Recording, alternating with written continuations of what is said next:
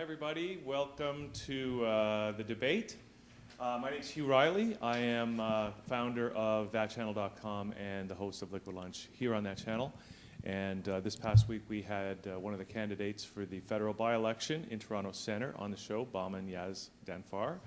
And during that conversation, we discovered that though there were some debates being held in the riding, many of the candidates weren't allowed to participate in the debates. And so in the interests of democracy and in the interests of the constituents of Toronto Centre riding, we at that channel decided to have a debate tonight and invite all the candidates, or invite 6 candidates in the riding. Dorian Baxter from the Progressive Canadian Party, John Deverell from the Green Party, Chrystia Freeland from the Liberal Party, Linda McQuaig from the New Democratic Party, Geoff Pollock of the Conservative Party, and Bahman Yazdanfar, independent candidate. We invited them to this debate, which is being live streamed from our studio here in Toronto, and that no audience will be allowed in the studio. In fact, the email, we sent an invitation to all 6 candidates and said that the debate would be live streamed from our studio. No audience will be allowed in the studio. Please confirm your attendance by Friday, November 22nd. Mr. Dorian Baxter of the Progressive Canadian Party and Mr. Bahman Yazdanfar, the independent candidate, are here in the studio tonight. We have not received any reply from Mr. Geoff Pollock of the Conservative Party. We received the following email from Sonia Lawley from Mr. John Deverell of the Green Party campaign office saying our schedule will not permit us to attend. We received the following email from Mr. Chad Walsh from Chrystia Freeland of the Liberal Party campaign office. Quote, thanks for the invitation to participate in the debate. Currently, we have a scheduling conflict that will not allow us to attend. Is this the only time that you're proposing? Please do let me know if other candidates are proposing other times so that we can see if that would work. And we got a nice phone call from their office as well. We received the following email from Mr. Kiavash, from Linda McQuaig's NDP, to Mr. Kiavash in our office, which has been forwarded to us saying, or addressing Kiavash saying, I take it we're not going to participate in this one. Fine by me. It sounds like a vehicle for getting the independent candidate into serious debate, which is a great idea, and that's why we're doing it here tonight. We also received a pleasant voice message from Mr. Kiavash. So, here we are. We have 2 of the candidates from Toronto Centre, and we have John Richardson to moderate this debate. Mr. Richardson has been an active member of the community and has moderated other debates and other events. So we're happy to have John joining us here tonight to moderate this event. And so, John, I'm going to turn it over to you, and we look forward to this fabulous opportunity. Well, thanks very much, Hugh. It's a pleasure to be here, and it's a pleasure to just have to moderate and not have any part of the organization. Okay, well, wow. Listening to those introductions, I'd have to say that the story of this debate, of this by-election in Toronto Centre so far has been more about, well, the by-election than the issues themselves. What's your experience been in participating in debates so far? Who would you like to speak first on that? Well, we have the 2 of you here, so I think we don't have to be overly rigid with the rules. Let me let Bahman go okay. First, and that'll be great. Thank you, John. Thank you, Hugh. So far, what I am facing is not being able to meet and expose my ideas, my visions, and the constituents' sayings to the public. Most of my times in the last 4 or 5 weeks spent trying to get into the debates rather than spending more time with the constituents in Toronto Centre. And the reason for that, I believe, as you heard Hugh was reading the replies, apparently either they are concerned about getting into the serious conversation with us, or they don't find us serious enough to converse with us. Whatever the reason might be, my question is, why we bother to go through the process of the election if media and the public just chose to accept 4 candidates from 4 mainstream parties? I think that Bahman makes a very good point, and I think that Mr. Richardson would probably lay the blame at the feet of the organizers of the debates, because these people are aware of the fact we live in a democracy. They are aware of the fact, and we just celebrated recently, I presided over a half a dozen, if not more, Remembrance Day services, and the Allied forces and our veterans in particular fought for democracy. And we in Canada presently do have what is referred to as the Westminster model of parliamentary democracy. And my concern, and I'm hoping there are a number of people listening, is to echo what Bahman has said, that for some reason the organizers of these debates have seen fit to exclude over 65% of the candidates, 11 candidates fully registered, and each one of us paid our $1,000, collected over 100 legitimate signatures of people from Toronto Centre, and yet somehow the people organizing the debates have seen fit to exclude 7 of us. The one debate, the University of Toronto debate, where they did involve everybody, unfortunately was commandeered by, I believe it was a Kevin Clark, who actually was raising his concern that he wanted the same level of, I guess, involvement as the others, and it ended up shutting down the whole debate. So my concern is, and I think Bahman, I don't know if I've told you, but I've registered my concern with Elections Canada, and I'm hoping by the time the federal election occurs in 2015, there will be an injunction in place to say that when there is an all-candidates debate, it should include all candidates. So I'm not really blaming the other candidates per se, but I'm blaming the people that have organized the debates for not paying attention to the Westminster model that gives the voters the right to vote and gives the candidates the right to be heard. I think it is, as Bahman pointed out, a violation of the democratic principles when there is a form of censorship like this. The people of Toronto Centre are the ones that have been robbed of the democratic principles to hear every candidate. And of course, the Westminster model makes it clear that it isn't the party that counts. It's the individual, the person. And, we are here to represent the people of Toronto Centre. So that's my 2 cents worth on that as well. Well, that's really interesting. You close with this what some might regard as an absolutely outlandish notion, given the prevalence of the political parties today, that the job of a candidate is to represent the people. Yes. And, I've sat in on some of the debates, and I've heard the candidates ask the question very specifically. What would they do in the event that their position differed or diverged from their party leader?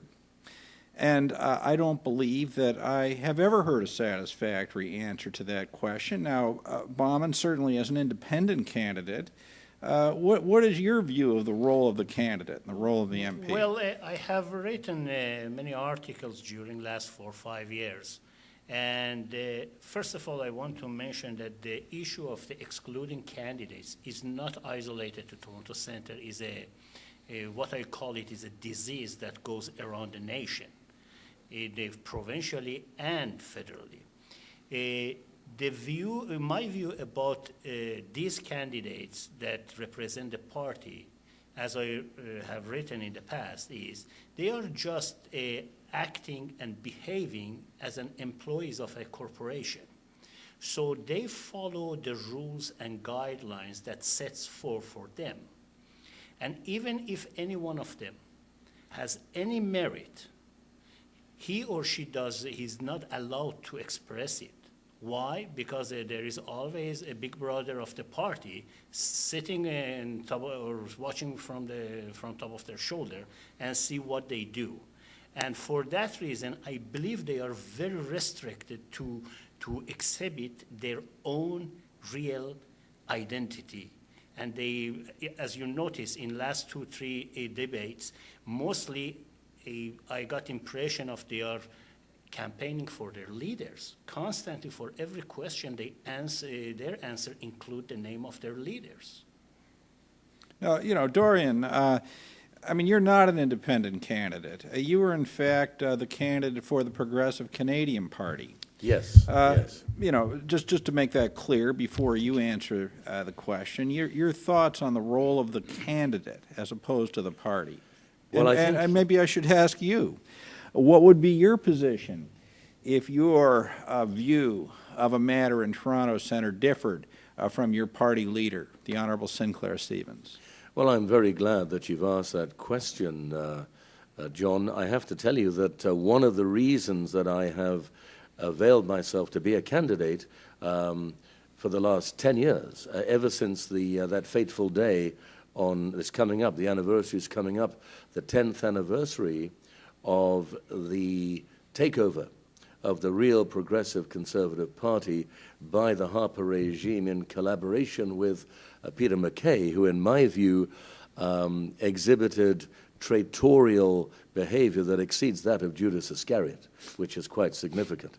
But just to let you know that one of the reasons I agreed to run for this party, and I'm honored to do so in many elections and will continue to do so until I get elected, is because we are the only federal party, John, at this present time, that really does adhere to the Westminster model of parliamentary democracy. And that says that you, as the representative of your constituency, have the right and have the responsibility to vote according to the dictates of the constituents and how they feel about certain issues. That is the whole democratic process. So I'm grateful to say that our leader, the Honourable Sinclair Stevens, has made it abundantly clear to me as a candidate that if my views differ from his, I am fully at liberty to express those views.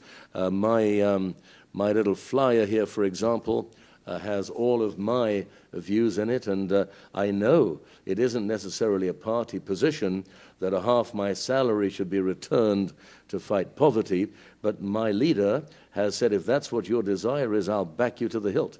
And certainly that, I have now documented that. When I get elected, and it will happen sooner or later, I'm trusting it'll be sooner than later, half my salary will go back into the riding to battle poverty. And so to answer the question, yes, indeed, we are the party that does adhere to the principles of the Westminster model of parliamentary democracy.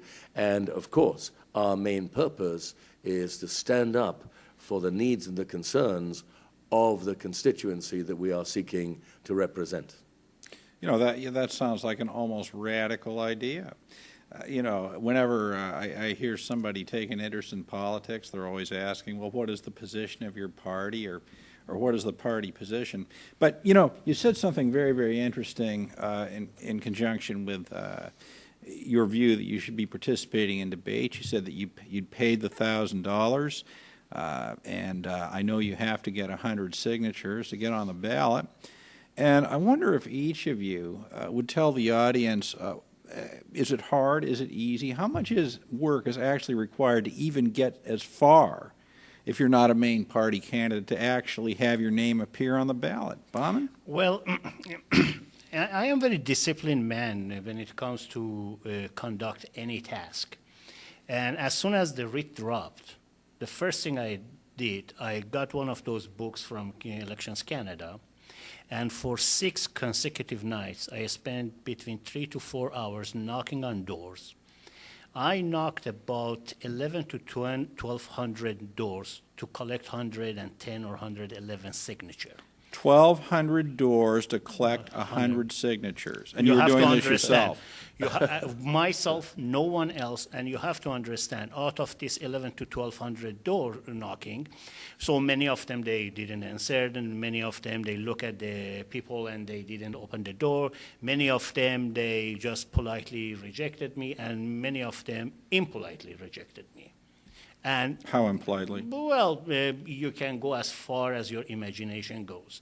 But there were people who were concerned. I had very, very concerned citizens. I met very concerned citizens, and they told me, I am conservative, or I am liberal, or I am NDP, or I am social democrat, however, it's democracy, and I am going to sign it. Those particular part of this constituents were the ones that they were informed. The large number of the constituents are either uninformed about the process or misinformed about the process. And it's not just the collection of the signature, is that there is is lack of fair ground for the candidates. I have to walk for 6 nights that I could use for my campaigning and talking to my constituents, and yet 4 candidates from mainstream parties, they just photocopy the pages of that booklet and give it to their army of volunteers. So you would say it's much harder for you to get on the ballot. Of course. Dorian, what's your view on that? Yeah, I have to agree with Bahman. I was fortunate in that I did have a couple of people that pounded the pavement for me. I got, I think, 56 names, and one of my friends and supporters got me 23, and the other one got me 58. So I had over 130, and I was told that 130 of them were good. So I was very fortunate, and it took me 2 nights to do that, and I had the help of 2 others. But yeah, I have to agree with Bahman that it's a difficult thing to do, and it becomes, a little more difficult. And I'm hoping, I understand we have an audience of 2 or 3 million, so I just want to look at the cameras just to let you people know that we appreciate your tuning in tonight. And we're hoping that you will take a look at your ballot and understand that we are here to represent you, the constituents. Certainly, we have been excluded from the mainline debates, and we're hoping that that will change, because it is really a serious aberration and assault upon the democratic process. And whilst I do not blame the other candidates, because they're certainly candidates that have been basically invited in the same way, I'm a little disappointed in the Green Party, because they had a similar problem when they didn't have any seat in Parliament. One of the excuses that has been given by the organizers of the debates that have excluded us is that they're only focusing on those candidates that belong to a party that has at least 1 representative in Parliament. Now, my argument to that was that Bahman here should have been allowed in right away, because there are at least half a dozen independent members of Parliament, and he is an independent. So I think, again, my concern is that the people of Toronto Centre have been denied the democratic process, in as much as we have been denied the opportunity of presenting our platform and our party and our particular concerns, so that they would have more choice. The other thing I would say, and Bahman I'm sure would agree with me, is how do they ever expect people to get into Parliament if the people that would vote them in are not able to hear what they've got to say? It's like being a non-entity. Well, they probably don't expect it. That's Right. presumably the point. Yes, yes. But let me get your thoughts on this, because there's a number of issues going on here. I mean, the first is clearly what is the absolute, deliberate, and outright exclusion from the debates of everybody except the so-called main 4-party candidates. A second thing that strikes me, and I'd be interested in your comments on this, is that really does, by excluding the majority of candidates, or to put it another way, restricting the debate to a small number of candidates, it does strike me that it allows the organizers and the candidates to absolutely restrict the topics of discussion at the debates. What would be your thoughts on that? Or maybe if you can include the answer to this, how would the debates have unfolded differently, Bahman, had you been there, or if you had been there, Dorian? Well, I have a point of reference, and I was lucky enough to have the Reverend in that particular debate about a year and a half ago. About 11 candidates were invited. 9 of them showed up, including some of those gentlemen that expressed their lack of inclusion to the debates harshly, and the debate went very smoothly. I'm sorry, by that you mean the main party candidates were present? Is that what Yes, you mean? yes. Okay, so to be clear, yeah. Oh, yes. Green Party was there, Liberal Party was there, NDP was there, and the only one was missing was Conservative. And out of those, all 9 candidates were given equal amount of the time with variety of the subject to discuss, which affected the constituents, not about their party's background or about the history of the parties and what they accomplish as a party. It was, the issues were discussed in that particular debate a year and a half ago, which had 9 candidates present, were affecting the constituents rather than the parties. So your point is that it is possible to run a debate with everybody? Of course it is possible. Of course it is. Not only is possible, it's even better for those organizers to not give themselves a bad name. Mm-hmm. Dorian?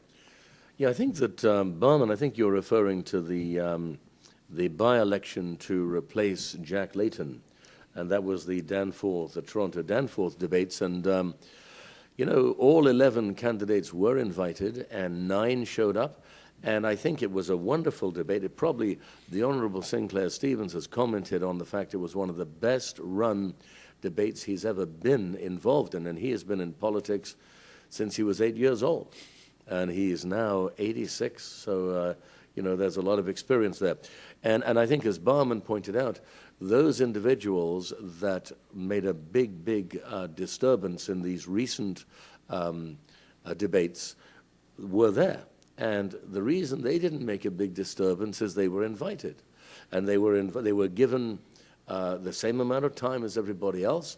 And in fact, they had some very interesting points of view and got equal treatment. And as a result, there was no screaming and shouting. No police had to be called. It was a very well-run debate, and everybody. It was an atmosphere, I think, of understanding and appreciation, and everybody, including the main parties that showed up, with the single exception of Mr. Harper's representative. I understand he had been given instructions not to show up, just in case the party got shown up a little bit too much in terms of their policies. So, and that seems to be Mr. Harper's approach, is to dodge and duck, as he's doing presently with the Senate scandal. But I'm grateful to say that we do have a very effective opposition right now in Mr. Mulcair, who is holding the Prime Minister's office and the Prime Minister's feet to the fire on this. And I want to add something else. In that particular debate, not only Justin Trudeau was present, but also a number of the high-ranking Liberal parties, as well as 2 large TV channels. But the only problem from the media perspective was, after recording 2 hours each channel about the whole debate, they only showed 30 seconds of the interview with Justin Trudeau. Even though he wasn't on the ballot? Even though he was not on the ballot, and the story was about the candidates, not about him. So unlike my friend that he wants to really give a little bit of the leeway to the candidates, I do not personally believe that candidates are not involved in the process of exclusion of other candidates. Well, you could be right. I mean, I like to give the benefit of the doubt, but I think that the blame, in my view, Bahman, should be put squarely at the feet of the organizers, who, especially in this month of November, recognizing that, we remember the sacrifice for the cause of democracy. And, I am quite offended that my voice was not allowed to be heard. And I was grateful, as I say, the organizer for the Rosedale debates at least said to me, Michael Rogers, his name, he said, if you do come down, you can put your signs up, which I did, and you can hand out your flyers, which I did. And he said, I will ask you to stand and be recognized, and I did. And in fact, I remember almost word for word what I was allowed to say. I said, my name is Dorian Baxter. I said, I'm grateful to be the candidate for the Progressive Canadian Party. We are the real Progressive Conservative Party. We're the party of Sir John A. Macdonald. I went on to say we are the Red Tories, and I concluded by saying we are looking forward to getting rid of Stephen Harper. And there was thunderous applause, and I felt good about that. But I did feel that I would have liked very much indeed to answer the questions and to point out how Mr. Harper's regime is unequivocally the most dictatorial regime ever to blight the political stage federally in Canada. Well, that's quite a statement. Who knows? History will tell. Dorian, you use I believe, the phrase "dodge and duck" when it comes to these debates, and it strikes me that there are a number of issues going on. I mean, the one is the clear exclusion of. The simple fact is the majority of candidates from participation in the debates. But there's a second issue, and that is. There were 6 candidates invited here tonight, including the so-called 4 mainstream parties, yet only the 2 of you are here. Do you think that, you suggest all candidates should have a right to participate in debates? What about an obligation to participate in debates that one is invited to? What are your thoughts on that, Bahman? Well, the miscarriage of justice goes to the electorate mainly. If either candidates choose not to show or not being invited. After all, we go to supermarket, we want to buy a cereal for our breakfast, we go to an aisle, we see at least a dozen or 2 dozen of the variety, and we have a choice to choose what we want to eat for our breakfast. And yet when it comes to our decision-making moments, to mark our X on the ballot for someone who makes the decision that affects us directly, we are not given a chance to see what our choices. It's interesting that, we've started this discussion tonight, and really the main topic has been and continues to be the election itself in the sense of the process. But would I be, and I'm sure the viewers would be interested in hearing, what do you see as the issues in Toronto Centre anyway? I mean, one of the problems I've had listening to the debates is that I don't think there's much mention in terms of issues. I mean, there's a lot of talk about Justin Trudeau and Mr. Mulcair, but what are the issues? What are the things that really affect the voters of Toronto Centre? The ones that I spoke with during both my signature collection and campaigning after the fact, as of yesterday, as a matter of fact, is mostly there is no job, the economy is bad, the prices are going high, the rent is unaffordable, the health issue, some families are crambled in a single dwelling, and it caused some sort of the additional hazardous into their health. And lack of amenities available to everyone.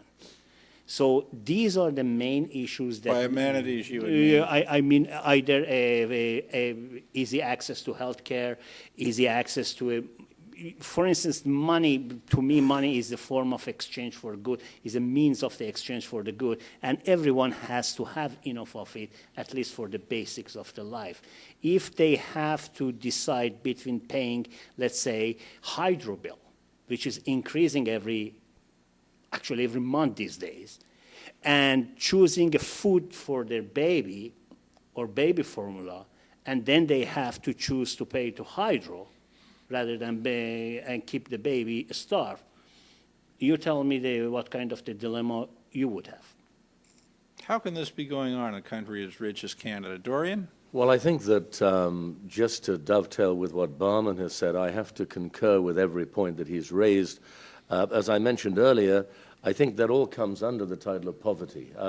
Poverty is a big issue, and as I mentioned before, on the front of my little flyer, and I had wanted to let this be made known at every debate, that I have vowed that half my salary will come right back into the riding to battle poverty, which is a serious problem in Toronto Centre, particularly the southern area. I'm not talking about Rosedale. There's a lot of money in Rosedale.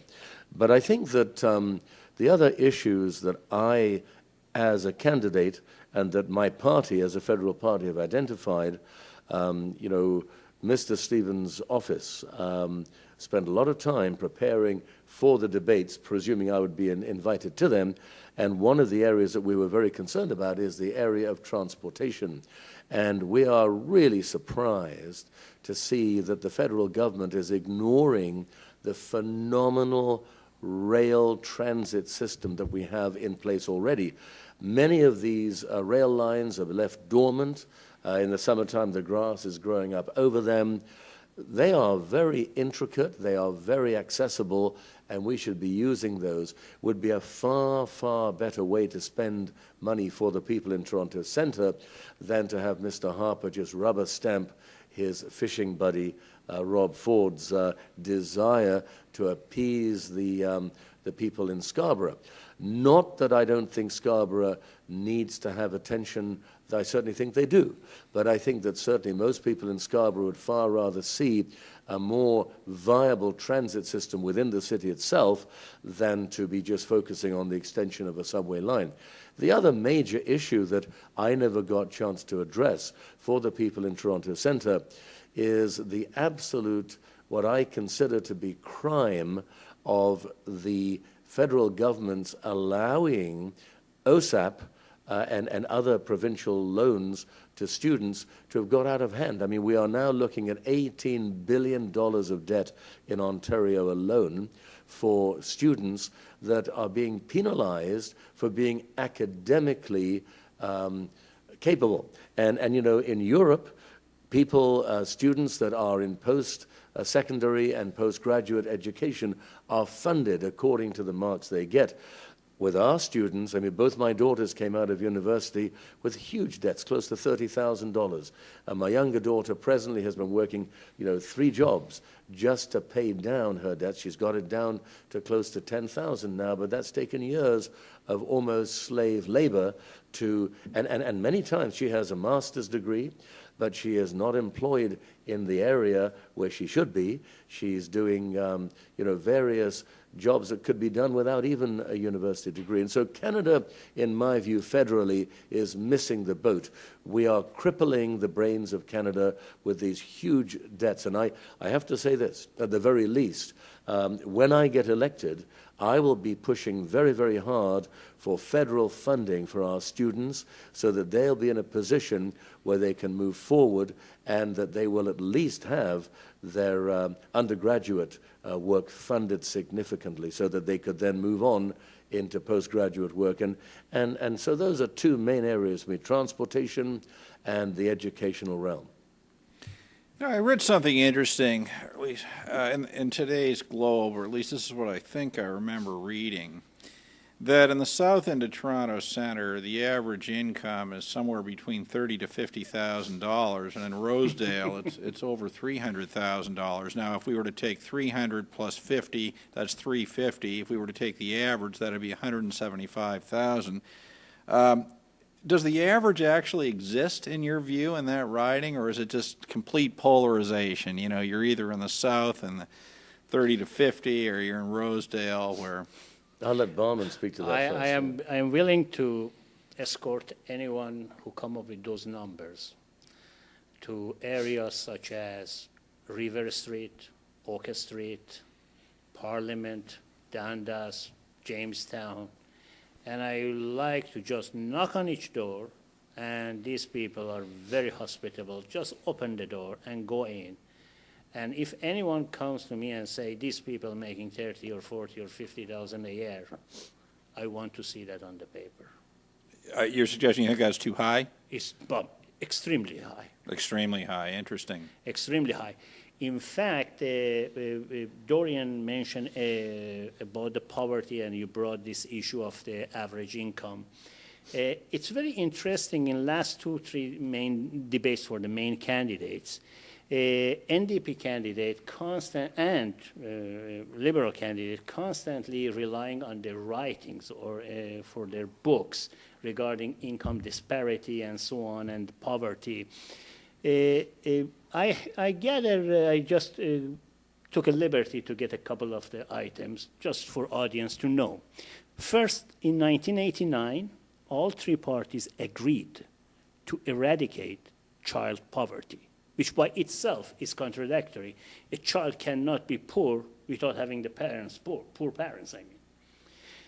24 years later, we have more hungry kids, we have more poor parents, and we have more kids, and we have less social services available to them. Then I thought maybe, well, that is past. We have to focus on the future. I noticed there has been a bill introduced by NDP candidate from Nanaimo, I think it is C233 if I am not mistaken, 2 years ago, to get rid of poverty. The bill is still on the first stage. Now, if NDP party it's so adamant about the poor and just for the poor and low-income families, why they did not pursue their own bills in the House of Commons in the last 2 years.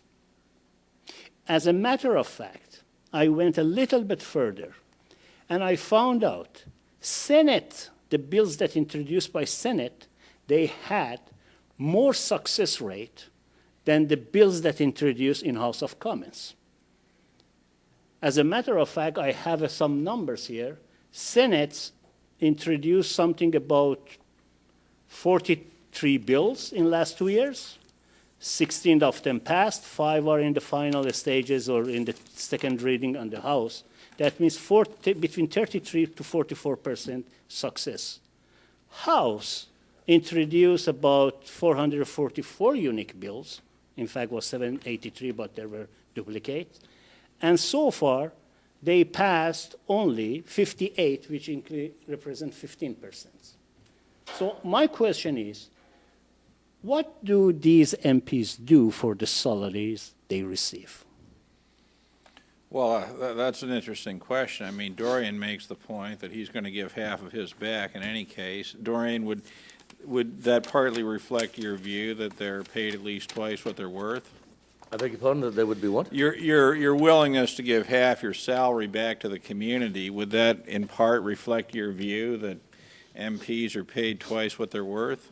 Well, it's partly that. It is partly, as Bahman pointed out, the abject poverty that we are seeing today. And, I also remember that vow to eradicate. They all signed on to eradicate child poverty. And here we are 24 years later, and things are worse than they've ever been imagined. I also am the founder of the National Association for Public and Private Accountability and the Canada Court Watch program.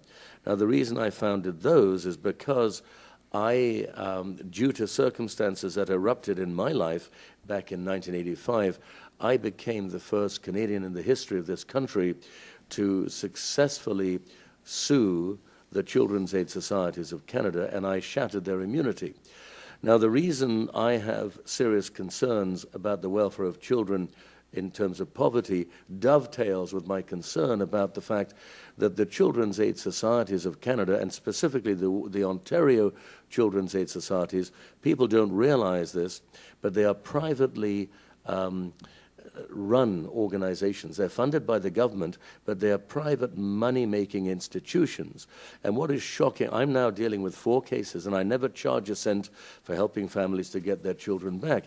But it shocks me, Mr. Richardson, to say that in this particular province, in particular, there are files open, because with every file opened, there's over $2,500 given by this government to the Children's Aid that opens that file. And they are kidnapping children that they shouldn't be kidnapping. I'm dealing with one family that recently had to get their children shipped out to another country to save them from being kidnapped by the Children's Aid Society. And now that the parents have done that, the society is trying to accuse the parents of kidnapping the children out of the country. But it was caused by the Children's Aid, who instead of taking an investigatory approach, dropped a nuclear bomb, went for an apprehension order when there was no evidence for that being required. So dovetailing all of that with what Bahman said about child poverty, I think the big thing we need today is accountability. In 1972, the average salary of the average member of parliament was $24,000 per annum. Today, it's closer to $190,000. Back in 1972, the stipend was $6,000 per annum. Today, the stipend is over $310,000. It's more than the salary by 1.5 times. So you're looking at every member of parliament now is getting over $500,000 per annum if you add in the salary and the stipend. Not only that, but I would venture to say, if you look at the number of raises Mr. Harper has given to his members of parliament, and there's never been a whimper of complaint by the Liberals or the NDP, and now even the Green Party, about those raises, they take them right away. The Senate scandal has put the spotlight on the Senate, but I would say we need to look at what is happening with the MPs, and that's why I am right now, I'm hoping there's a few MPs watching this, I want to challenge every MP, 308 of them, to give back half their salary to fight poverty. I'm the only one that has suggested I would do that. And the fact of the matter is, we are watching, as Bahman pointed out, our young children being raised where their mums and dads have to decide to keep the power on so they won't freeze in the winter instead of feeding them. This is an absolute abomination, and we need to hold the politicians accountable. If they want to show leadership, show it by example. And certainly, in my view, if they would do that, there would be a restoration of confidence in the leadership, whereas today we are seeing a phenomenal deterioration at every level. If it's municipal, we've got clowns like Rob Ford jumping around the place and knocking people over. We've got, on the provincial level, we've got Mr. McGuinty, who's very happily hiding behind all of this stuff that Rob Ford is doing, so that people are no longer holding him accountable as much as they should, or Ms. Wynne, for the phenomenal $3 billion wastage with regard to the power plants. And I don't need to mention again what is going on with the federal government. I mean, I do have a bone to pick with that government, because it is a party that used to be known as the Canadian Reform Alliance Party. They have nothing to do with being progressive conservatives at all. And it was Peter MacKay's betrayal that allowed this party that is currently called and is hiding behind the name of conservative to be conceived in deceit and born in betrayal. Of course, when they were known as the Canadian Reform Alliance Party, it took them 6 months to realize the acronym for that is CRAP. And I would venture to say that we've been getting a lot of that ever since. We do need to take a look at this party that, thanks to Peter MacKay and Stephen Harper and Pierre Elliott Kingsley, the head of Canada Elections at the time, for allowing this to go through. And they were allowed to take over $3 million out of the bank account of the party that was led by Joe Clark. And that's how they've established themselves. So really, they should be referred to as the Pirate Party.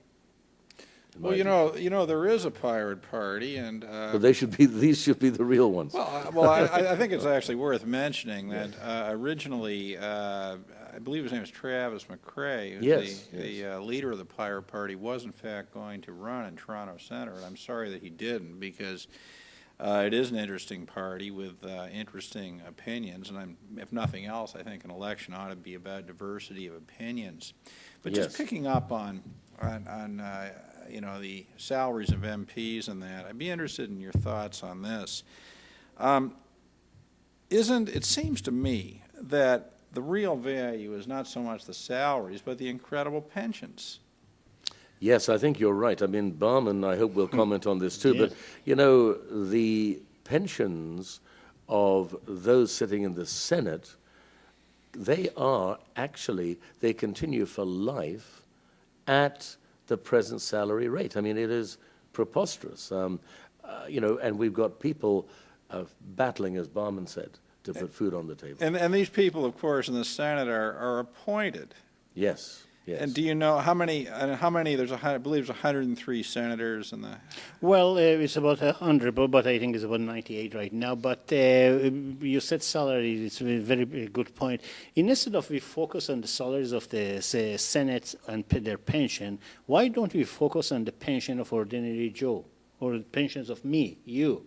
Do you have a pension? It's about, when we get to that level 67 and we go to pension, we are lucky to receive $1,200 a month. So that means we are going to have about 14 to 15,000 with the supplement if they keep the OAC alive. So we are looking at about 17 or 18,000, and yet someone who served one term or two term in House of Commons lives there for the rest of his or her life for about $150,000 or $160,000 a year. Yeah, I think you're making a great argument for running for Parliament, is what you're doing. Yes, this is a disparity that they have to focus, not just disparity between a couple of the corporation and the rest of the public. Why do you think so few people make an effort to get involved in politics? I mean, I was only half serious when I said the pensions are an incentive, but that aside, why is it that in an election as important as Toronto Centre, or really any other riding in the country, why do you believe so few people make an effort to run? And the second part to the question is, why does nobody vote? Well, I think that, you know, certainly there is a sense of apathy because of I guess, the lack of caring from the members of Parliament and the members of provincial Parliament. They have a history of caring when there is an election pending. The moment they've been elected, they just seem to disappear into the woodwork. And I think that the other problem comes full circle back, and I think that the media have a lot of responsibility here because, and I hope that members of the media are listening to this, because I believe that the Toronto Star and the National Post have been continuing their coverage as if there were only 4 candidates in Toronto Centre. And more specifically, the National Post in today's paper said that there's really only 2 candidates, and that's the 2 that we've been speaking about, Linda McQuaig and, of course, the Liberal candidate. Oh, I didn't realize we'd been speaking about them at all. Well, earlier we did. We did? We referred to them briefly. Okay. But, and we were talking about the fact they weren't here, you know. So I think that I would hold the media largely responsible for not alerting the Toronto Centre people to the fact there is even a by-election going on. I mean, they basically have limited it and limited the choices. Now, most people that I have met pounding the pavement are shocked to find out that there is another party running, because they thought there was only four parties, and they're kind of outraged that they were not given the choice. And I tell them that there were 2 other parties and 3 other independents, 4 independents, and they can't believe that, because many of them have said we are more interested in having the person elected that would represent us better than the party.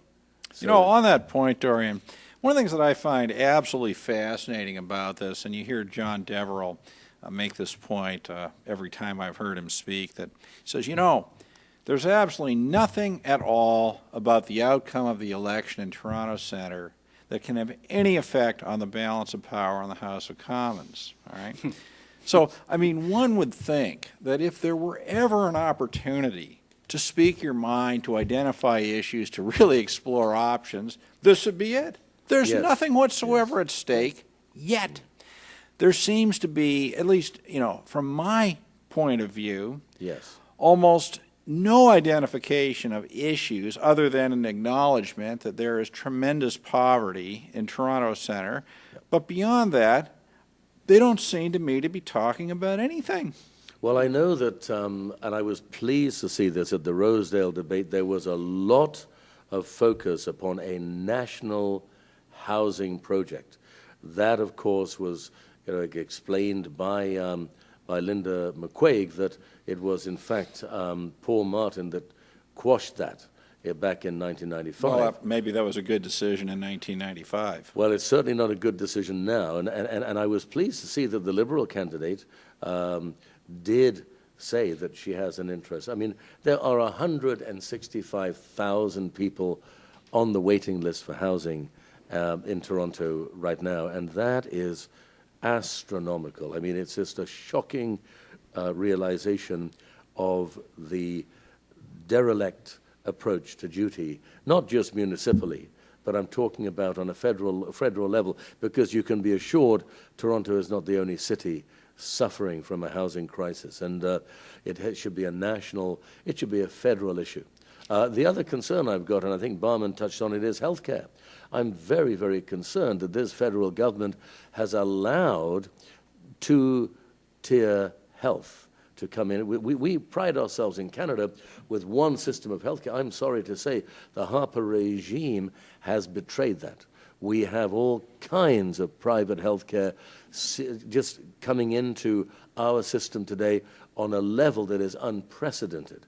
And the one thing the Progressive Canadian Party stands 100% on is the universal health care that has been the badge of this nation ever since it came into being. It is the pearl of great price. I want to touch on the subject of the Green Party candidate about making difference. He just says half of the sentence. It does not make any difference in the balance of the power between the four mainstream parties in Ottawa who get elected. And he's correct. However, it does make a difference for peoples of Toronto Centre that who will go to Ottawa and defend their rights. Now, if we choose any one of those four people, they are following the status quo. So absolutely, he's right. They're following a status quo. They're not following anybody except their leader. A status quo of their own party, of course. And nothing is going to be be changed. However, but if someone like as an independent or just Mr. Dorian from Progressive Canadian Party goes there, we are not bound to any leader to take order blindly and just do what we were told. So we can defend their rights much more effectively than people who are following and being a slave of their own leaders. You know, Bahman, on that point, I'd be interested in hearing both of you.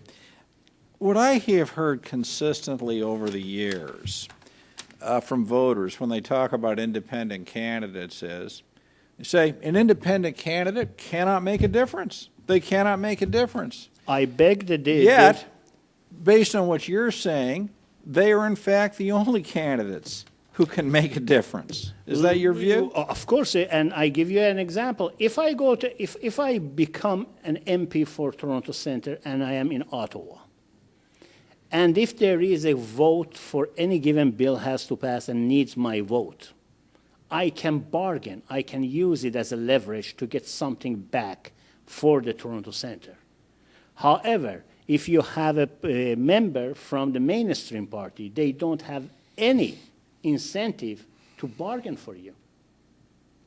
Well, I think, I mean, that would seem to me to be the logic behind voting for an independent. Dorian, what's your view on that? I mean, given a I guess, to be very precise on the question, okay, context, potential voter, you're an independent candidate. What difference can you make? Who do you think is more likely to be able to make a difference on the level of the riding itself for the voters? One of the mainstream party candidates or an independent or smaller party candidate?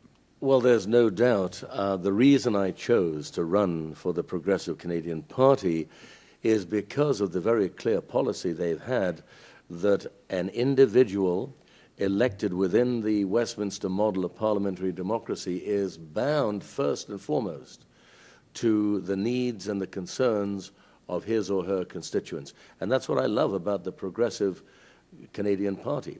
You can go back to look at all of the documentation around the Progressive Conservative Party, going back to the Sir John A. Macdonald model. In fact, it was Sir John A. that coined the phrase, "We need to be progressive conservatives."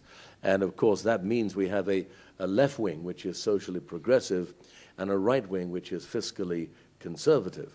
And it would mean that, as to come right back to your question, John, to point out that if it is Bahman as an independent or myself as a party candidate with full permission from the leadership to focus first and foremost on the needs of those who elected me, there is absolutely no question that we can be far, far more effective, because we will not. I mean, Lois Brown, who currently is the Member of Parliament for Newmarket Aurora, where I have run several times, is really, along with nearly every member of federal parliament under the Harper regime, is really a shill.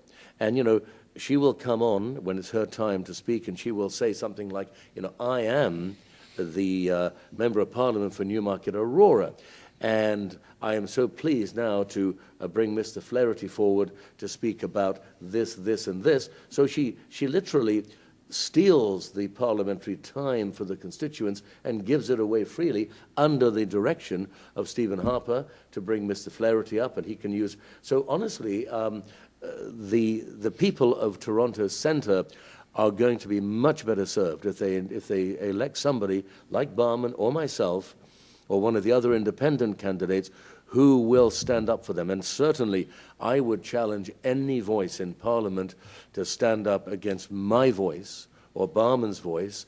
We would be heard, and we would make sure that the constituents that have put their confidence in us would have their needs brought forward in Parliament on a regular basis. That sounds so logical, it sounds so reasonable, it sounds so consistent with Westminster-style democracy, it sounds like it should be the goal of any democracy, yet that doesn't go on. And I'm wondering if the reason might be that, you got to be elected to get to Parliament, and I'm wondering if the people who vote are disproportionately just supporters of these mainstream parties, and the rest have kind of just given up, thinking their vote doesn't matter. Yeah, go ahead, Bahman. I'm sorry. No, It's go you or ahead. me? Go ahead. I think, as Dorian mentioned earlier, the role of the media plays is major factor to this process.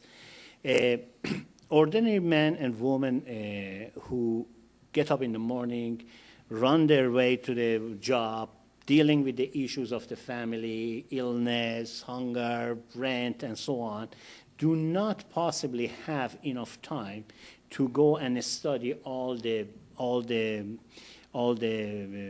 factors and the ifs and buts of the politics and how it goes around, and they just rely on the half-an-hour news at the end of the night, or half an hour reading the national paper like Toronto Star or National Post or mainstream media. And whatever they put there, they accept it or they take it as a face value. And because of that, over a period of years, it didn't happen over months, over a period of years, what happened, people just assumed there is four parties. On top of that, the changes in the Election Act to include the name of the parties in the ballot. And that was 1970s too or somewhere in that? 72, yes, it was 72.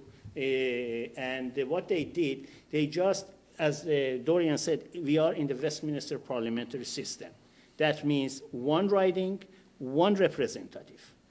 At the end, for any given issue, they are voting coalitions. And now they put the name and brand of the Liberal, NDP, and so on. I'm sorry, you're saying that a political party is a voting coalition? Yeah, it used to be voting coalition, but now political party become completely different entity and took over of the voting process, which is supposed to protect the right of the constituents. And now people under the dilemma. I went to the doors, I knock on doors, I open the doors, which party? They didn't say who you are, what is your name, what you stand for, which party? Actually, they ask what the platform of your party is. They don't ask what you... And then, when I mentioned that I am independent, some people said, do we have such a thing as an independent? My God, that's like asking, do we have such a thing as an MP? Yeah, I think that Bahman raises some very good points, and it comes full circle.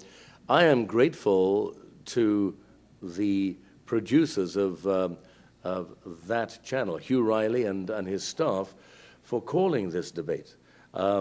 It's an online debate, and I'm also grateful. I understand from Hugh Riley, the producer, that this will be put on YouTube, and it will be available within the next.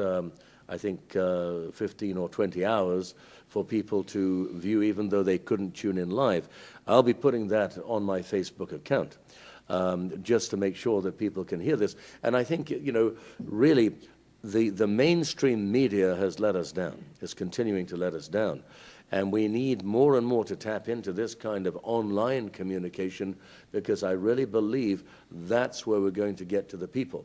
But Bahman is right. I mean, most people, most Canadians are so busy surviving financially and in every other way that they don't have time to look beyond what they're presented by the main media. And so, I mean, I'm not surprised that many, many people are shocked to find out that Bahman is running, and there are seven of us that are being totally shunned by the main media, and worse still, shunned by the ridings that have banded together to allow. I understand there were 10 different communities that banded together for the Jarvis Street Collegiate debate, which was very well run. There was a lot of people there. But those 10 communities apparently, and I don't know how true this is, got together about a month and a half before the dropping of the writ and said, hey, listen, in the name of democracy, we are only inviting those parties that have at least one member in Parliament. You don't mean in the name of democracy, Well, you mean in the that's- name of monopolizing democracy. Exactly. I mean, what it boils down to is we're not really living in a democracy, we're living in a moneyocracy. Well, I mean, I'm not so sure I think it's easy to take that position, but we've talked tonight here about income inequality, we've talked about poverty, and after listening to the two of you, I mean, it's been great because, I mean, I've always been a believer in independent candidates, and you've got me excited about that again. But I'm wondering if the most important thing that voters can do to improve their situations would in fact be to get themselves out and vote. I mean, if they don't vote, they're just kind of stuck, with the continuation of all the things that they've had. I mean, would you think that a higher percentage of people in Rosedale vote than in St. Jamestown or Regent Park? Well, in fact, it was said by one of the candidates that the poor people don't vote. They just don't. I mean, I would beg to differ there, because I know a number of poor people that are voting for me, They've already told me they're going to vote for me. Some have already done so in the early election. But I think what it boils down to is, thank goodness, at least Elections Canada has put our names on the ballot. That's one thing that we have going for. Our names are there. But most people will look at those names and wonder, who are these? Because they will not have heard, until they go to put their pen on the ballot, they will not have been aware that there were 7 more worthy candidates that were ready to serve them, and they have been denied the democratic right of choice. There's been a censoring of 7 of us, which should never, ever have been. The veterans who died in Flanders Fields, those in the Second World War, the Korean War, right up to the present situation, will not be happy to know that the price they have paid has been so spurned. And in my view, the graves of those veterans are being trampled on by the media and by those organizing these debates, not allowing the constituents to know who is running in this by-election is a serious assault upon the democratic principles upon which this country is founded and for which our veterans fought. You know, I want to just touch on the question that you said about the voters' turnout. Those 30 or 40%, I mean, first of all, I have to say, our majority government right now is sitting there for the last 2 years or 3 years based on the 18% of the eligible voters in Canada. could you explain that? Okay.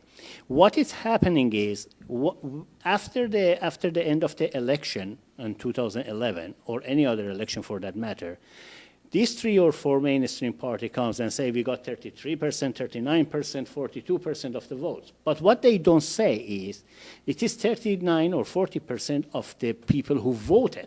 Okay, so, Bahman, let's say that we create an imaginary riding. Yes. And there are 100 people eligible to vote in that riding. Okay. 100 people only. Now, what I'd like you to do is take us through the numbers. Okay. Out of 100 people, 18 people voted for the Conservative Party, and other 12 people voted for the rest of the 3 other parties. Okay, so to be clear, 30 out of 100 people are actually voting, is that what you're saying? No, 30 out of the people voted for people who are sitting in the parliament who makes the decision. Those who voted for the same party or same candidate from the same party who were not elected really doesn't make any decision for us. Okay, help me, I want to back up and I want to go Yeah. slowly through the numbers. Now, because, you know, I hear this all the time and I hear different numbers, and I think that people watching would find this enormously interesting. So I'm going to ask you a short question. I'm going to ask you to give me a short answer, okay? Now, we're going to hypothesize a riding. We'll call it Toronto Centre, okay? And let's imagine that there are 100 people eligible to vote, okay? Now, the first question I want to ask you is, of that 100, based on past turnout, how many of them would you expect to vote? To vote this time for this by-election? Cast a ballot. Maximum 40 to 42. All right, let's work with 40. Okay. So we have 100, and we have 40 people actually go out and vote. Yes. Now what I'd like you to do is give us some numbers that would result in a majority government for the Conservatives. If you get 21. All right. So we have, let's actually buy into the media view of the world for a moment and assume there are only four political parties. So we have the Conservatives, we have the Liberals, we have the NDP, and we have the Greens. Now, what you're saying is that if 21 vote for the Conservatives, that is 21 out of the 40. That won't Yes. happen in Toronto Centre, of course, thank goodness. Well, as I say, it's a hypothetical riding, Right. and you never know.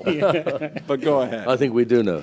As a matter of fact, now that we have 4. Let's continue. So 21 vote for the Conservatives. We have to make up 19. Wait, Give me some numbers. No, I am going to give you better numbers. Now we No, have. let's work with these No, numbers. we don't have to go to 21. Now we can go to 12. If you give 12 people vote for Conservative, let's say based on your hypothetical situation, you have another 28. And if you give, let's say, 8 or 9 to any one of the other parties, 9, 9, and 10. yes, so that means the majority voted in by 12% of the population. Okay, so following this through, all right, so what Bahman is saying is that if we have 40 out of 100 voting, which means, by the way, that 60% of them stay home Yes. because they don't care and they don't think it makes a difference. Now, next, we're now looking at how the 40 votes are dispersed, and what Bahman is hypothesizing is that the Conservatives get 12 votes, If they get 12 votes, yes. the Liberals get 9, the NDP get 9, and the Greens get 9. Now, the Conservative candidate would win, correct? Yes, that's correct. Okay. First past the post. Okay, so the Conservative candidate wins, okay, and that's only 40% of the vote. Yes. Okay, so that is actually, But what they can claim, they divide 12 to the 40, and then the percentage goes higher. okay, so let's look at it both ways. Let's look at it as a percentage of the actual vote, and then let's look at it as a percentage of the potential vote. If it's a percentage of the potential vote, and this is absolutely extraordinary, it means that under this scenario, one could have a conservative government with 12% That's of correct. the eligible voters. If we look at the actual voters, 12 over 40 is slightly less than a third. 30%. 30%, okay, so, yeah, well, that's right, because 40 times 2.5 is 100, 12 times 2.5 is 30, so you've hypothesized a situation here where one could have a majority government in Canada with 30% of the actual vote or 12% of the eligible vote. And the reality is not far away from that, as Bahman No, pointed out. and the reality actually is 18%. And the reality based on what's actually happened is Based on 18%. the number of the parliament, if you add all of the votes that was casted for the member of the parliament sitting in the parliament right now, added together and divided by 24.25 million eligible voters, you're just looking at 18%. Remarkable, remarkable. And then, of course, let's ask ourselves, I mean, how are decisions made in this government? And, you know, one of the themes we've been talking about tonight is, I think to put it fairly objectively, although I don't mean to be cruel, the utter irrelevance of the actual MPs. So if the government is run primarily out of the Prime Minister's office, or out of the cabinet, I mean, that's absolutely extraordinary. That's absolutely extraordinary. That means they don't need any much more mandate than 18% to run the government for 4 years and do whatever they want to do. And that is why, not why, but one of the main reasons that we have this voters' apathy, because they feel they have no power. And I want to emphasize on this matter. If that 60% choose to vote tomorrow, they have tremendous power. Because if that 60% decide to vote to anyone but mainstream parties, all of those numbers that we put for your example completely be out of the whack. So, I mean, wouldn't it seems to me fairly obvious then that in fact, rather than looking to governments to do something about improving the situation of certain voters in Toronto Centre or elsewhere, I mean, isn't an obvious solution to just energize them and get them out there voting and, you know, taking some control over this situation? What do you think, Dorian? Well, I think that, you know, certainly what Bahman has pointed out is a clear problem for the health of the democratic process. And I think you're right. We've got to somehow get it out to people, the importance of having their input into who runs this country. I would venture to say to those that are listening, and of course, I think one has to avoid preaching to the choir, because many, many people that are listening, that have tuned in, are people that are concerned and are politically tuned into this. But what I would say is, you know, let's try and get our friends and our relatives clued in to the fact that if we want the Canada that was in fact intended to be, a Canada that is tolerant, a Canada that is caring, a Canada that looks after the environment. I mean, I have to tell you, I have never been more ashamed as a Canadian than I am under the Harper regime that has taken no leadership whatsoever with regard to the environment. In fact, has gone in the reverse. I still am a firm proponent of the Kyoto Accord. I mean, it is absolutely ludicrous for us to allow Stephen Harper to literally, in a very real way, destroy all of the protective measures of preceding governments over our waters, our rivers, and our waterways, over the fishing of this great land of ours, and allowing so much of our country to be sold off to China. China now owns a segment of Canada that is actually larger than all of Prince Edward Island. And how many people really understood that? One of the things I'm going to say in defense of the Senate is the fact that if it is run properly, and you know, the Progressive Conservative Party, the forerunners of the Progressive Canadian Party, clearly endorse the Senate as it was intended to be. It is a sober second thought. We cannot do without it. It is an amazing institution if it is allowed to run properly. But at the present time, when you look at Stephen Harper, who ran on his absolute commitment to abolish the Senate, and what does he do? He ends up appointing the largest number of nepotistic appointments, if you like. 59 of the current senators were appointed by the Harper regime. And of course, we look at what is happening there today. But, you know, back to that whole issue of, you know, where we have to take responsibility as Canadians for what we have allowed to happen to this nation. I would venture to say, just as Sir John A. Macdonald is the father of Confederation, Stephen Harper is speeding his way to being the father of deconfederation.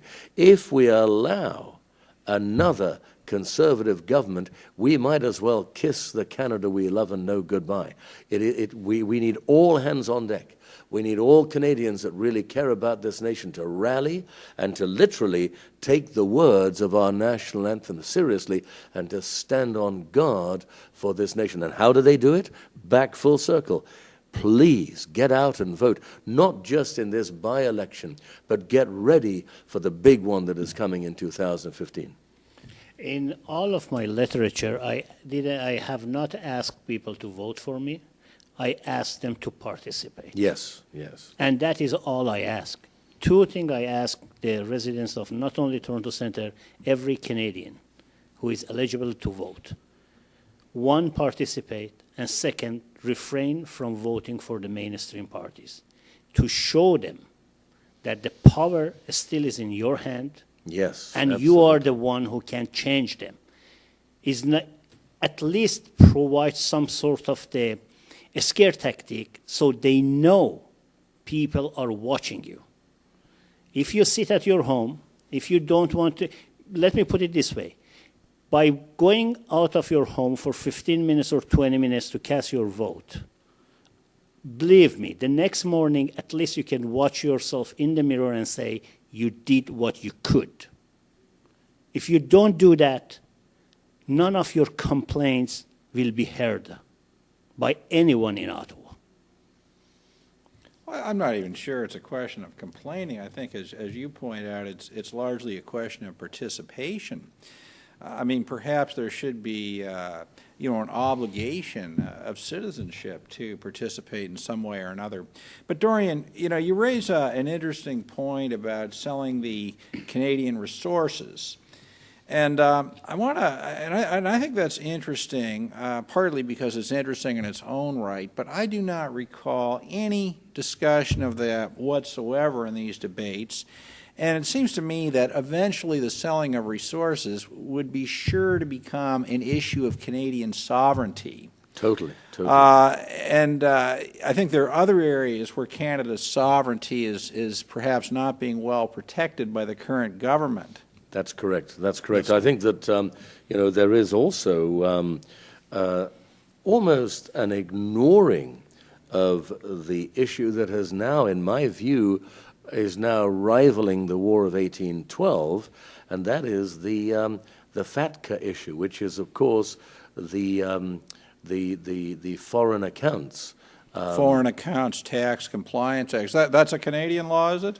Well, it's actually a law that is being imposed upon Canada from the IRS in the United States of Canada, and it is clearly a violation of Canadian sovereignty because they are ordering our banks, and this will shock anybody that has anything to do with a relative who may have dual citizenship. Or even, for example, my understanding is that the Liberal candidate gave birth to a child in the United States. She actually said that at Yes, the and so Rosedale debate. I'm not sure whether she's aware. Making the child a U.S. citizen. Exactly. And, people don't realize this, but the U.S. is aggressively trying to find ways to mitigate the nearly $18 trillion of debt, much of it held by China. And so what they're doing is they're coming to Canada, and then Canada will be the gateway country for this, and they're telling Canada and to the Canadian government, you have to get your bankers to divulge information, which is totally violating the Charter of Rights, violating Canadian sovereignty, and they're ordering the Canadian government to pass this FATCA, I guess what you would call law, in order to be able to get money from those Canadian citizens who have a connection to the United States by birth or by a relative. And this, to me, is really troubling because we've got Mr. Flaherty and the Prime Minister behind closed doors who are now teetering and are ready to sign this. And this affects Canadian sovereignty on a level that supersedes how it would be affected had we lost the War of 1812. Bahman, your thoughts on the FATCA issue? Well, FATCA by itself is troubling not only because of those Canadian citizens who have some sort of the connection to United States, but also for the rest of Canadians, because every regulation that this government brings upon people always carries some other heavier issue on its back. For instance, just a couple of days ago, they introduced a cyberbullying act, and all of a sudden, they introduced a bill with 65 pages. I didn't know one bill takes 65 pages. I am pretty sure a bill can be introduced within 2 page, 3 page, or maximum 5 page. Yeah, but then somebody might read it. Well, that is the different story. You have to talk to NDP and the Liberals that they vote without reading. And the problem with the FATCA is when it goes, it's included in the intergovernmental agreement, and we don't know what else is in that intergovernmental agreement. And as Dorian mentioned about the regulation of the Canadian bank, the moment you pass a regulation like a change in the Bank Act or something like that, it will automatically affect every Canadian. It's not just those who were born there, or, for instance, if the bank asks for the place of birth or some other private information to find out if you are American or not, it affects the rest of Canadians as well. Tomorrow, maybe they ask you, okay, where you were born? I was born in Iraq. Oh, now we have another agreement as part of the intergovernmental agreement with Iraq. Who knows? Mm-hmm. I think it becomes, as Bahman pointed out, John, it becomes a slippery slope. And I wonder about tying that to natural resources. I mean, if the U.S. can come to Canada and essentially put the banks under their jurisdiction, the Canadian banks, what about water? What about electricity? Oh, absolutely. What about lumber? Absolutely, yeah. As a matter of fact, I watched a movie, although movies are usually fiction, but in this particular case, it was very close to the reality of the water, the issue of the waters or Canadian pure water, and that called H2O. I think Paul Gross played a major role. For instance, for oil sand, for every barrel of oil sand, I believe they have to spend 3 or 4 barrels of the fresh water to extract it off the ground. So they are wasting the fresh water to get oil out. I've heard that. I've heard that remarkable number, too. Because In fact, it's so remarkable, I find it hard to believe it's really true.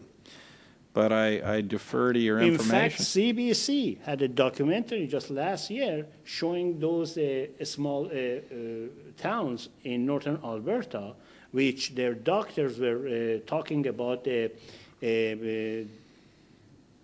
deformation of even fish in their water, increase of the cancer cases among native people, and all because of the pollution as a result of extracting oil sand to send it either to China or United States. Big issues, yet never discussed at all in this election. I'm sure that some of the mainstream party candidates would say, well, you know, this doesn't affect Toronto Centre directly, but, you know, certainly, you know, as they point out, that there's nothing about this election that affects much anyway in terms of what happens in Parliament. Perhaps a good opportunity to, in fact, discuss these things. I think I would just, you know, reiterate what you said, though, John, earlier, and it ties into what Bahman has said. What I'm trying to say is that for the constituents of Toronto Centre, if you really do want a voice that will take care of your needs and your concerns, it would be very, very advisable to vote for Dorian Baxter, the Progressive Canadian Party, or for Bahman, because we are individuals who will be paying very careful attention to how we can serve you individually and collectively. And believe me, our voices, I've known Bahman for some years, I respect him greatly, and I'll be candid with you, our voices will be heard a lot more loudly than the voices of those who are towing the party line. But again, in keeping with what Bahman said, I know we're getting close to concluding our discussion. It's been more of a discussion than a debate, but I think that I would say this. Bahman is 100% right. Please, whatever you do, those that are from the Toronto Centre that may be tuned in or will be tuning into YouTube later, please get out and vote and get as many people out as possible. Unlike Bahman, when I knock on doors, I don't just say get out and vote. I say vote for Dorian Baxter, the Progressive Canadian candidate, and I will be a voice that Ottawa will hear on your behalf. Well, that sounds like almost a closing statement from Dorian. So, Bahman, I think that you should... My closing statement is very clear. Especially in Toronto Centre, almost 50% of you were born outside of Canada. You abandoned your family, you lost your credentials, you traveled miles, thousands of miles away, only in hope of better life, at least for yourself or at least for your children. Your job is not finished yet. My suggestion is take advantage of your new home and participate in the process of the democracy to at least map the future of your own children and the children of your children. By sitting home and not voting, you are not doing any favor to your children or their future. Please participate and vote. Hear, hear. Well, that was tremendous, and I would close by saying that I'm very, very proud to have had the opportunity to talk with the two of you before this election. Thank you very much, and thank you very much to that channel for organizing this. Good night. Thank you very much. Good night.